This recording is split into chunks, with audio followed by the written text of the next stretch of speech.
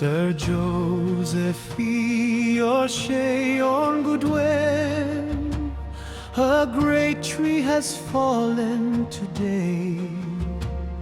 You walked with peace upon your lips, and truth became your way. You lifted hearts with gentle hands. You gave more than you took. Your life became a very humbly before God and before men.